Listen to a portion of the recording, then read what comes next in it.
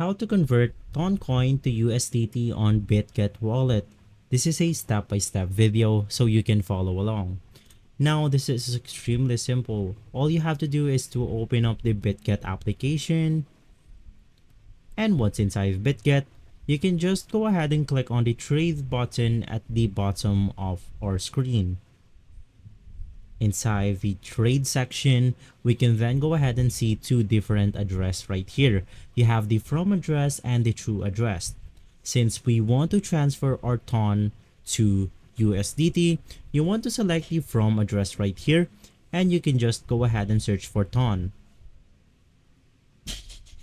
And for the to address, you then want to select USDT. Right after that, type the amount that you want to swap with, and you should be good to go. So if this video has been helpful for you, please consider by liking and subscribing. I'll make sure to see you again next time, and as always, thank you.